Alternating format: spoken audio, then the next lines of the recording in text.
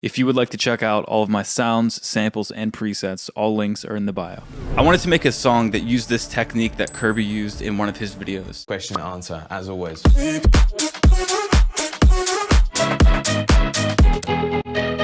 So I just cut that up, and then I used the declicking mode to make it smooth, go into each other.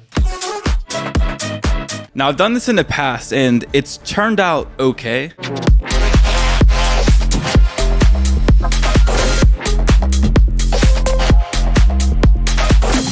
But it was time to try again because I just love doing this. I'll be making a drop with that same exact idea of taking a sample, chopping it up, and making it the main element of the drop. And I'm going for this retro future type of drop. Think Nuzb, Bleu Clair, and dare I say, Stamped Records once again.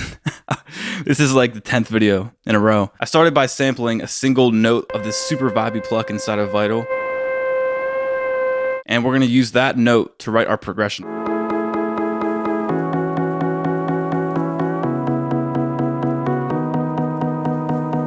It's really weird, it's unsettling, and it resolves on the 7th chord of the scale. Something I would never do if I were just writing a typical progression. Just to get a sense of arrangement, I added some drums and threw in some different effects. Just to fill out the main idea so we can move past it. And I wasn't sure exactly where this was going to lead me, so I just skipped the build up for now, and I went straight into the drop. Let's export or bounce out that progression that we just made so we can use it as the main sound of the drop, chop it up, and make it sound a lot cooler. Oh yeah, and I also put an RC20 on the sound before I exported it, just so the resample had a little bit more texture. I laid down some punchy drums just to get the beat going. And this is where the fun begins. Since we have that progression already created, we can chop it up and add some rhythm to it. And I kept the same structure of the chord progressions from the actual progression. So all the chord changes are in the same exact spots, but I just chopped it up.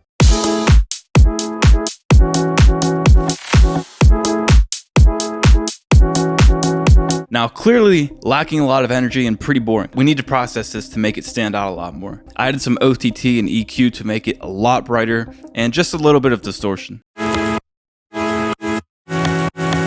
And now it's sounding a lot more crisp and fuller. And back to those chops in just a second. I added this 808 style sub. I kept it simple and just matched the MIDI with the existing rhythm. Now the chops are a little stale. We need to add more variation to it, just so it's not the same exact thing each and every time. And these are the things that I kept in mind when I wanted to add these variations to it. Grouping different sections so I can put their own effects on each section, reverb sweeps, stereo separation, and my secret weapon, formant shifting. Yes, so formant is typically for vocals, but if we take the audio clip, make it unique, which doesn't change the original copy, and put it into Stretch Pro inside of FL Studio, you can get some insane results just by messing around with that little formant knob. And this is really just acting as a formant filter, and it doesn't shift the pitch, it just shifts the tone. Just try it out on a bunch of different things. The first section of the drop, I left it as is, but the next time it appears, I used that same exact chord. I turned the formant down, which gave it this darker tone. And it made it sound almost completely different, like it's a different sound, but it's the same exact sound, just with a lower formant.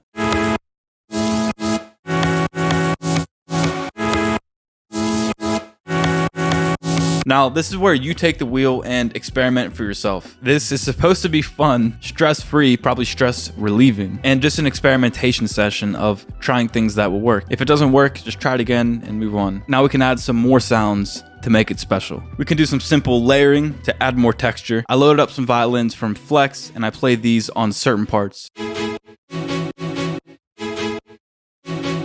This airy bell layer from Serum,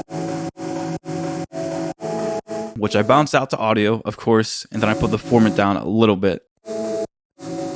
And I took a step back and I realized that this is sort of like a call and response type of drop, because on certain sections, we have just the violins playing, we have just certain sounds going on. And then in the next section, we take things out and we add things in that weren't there previously. And a few more cool things that I did that actually had a huge impact on just filling out all the spaces and making the drop sound more interesting. Playing with the original sample and pitching it up for a sweep.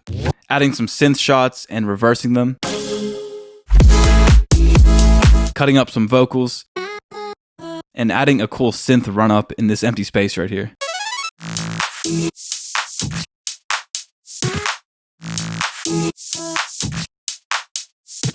The only difference in the second half of the drop is this top loop that gave it a lot more energy.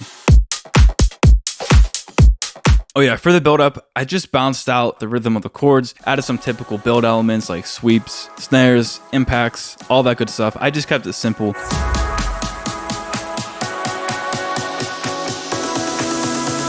And I wanted the feel before the drop to have this chopped up Daft Punk vibe. I find this technique so inspiring because you can just do a ton of different things. It's not that difficult and it's really fun.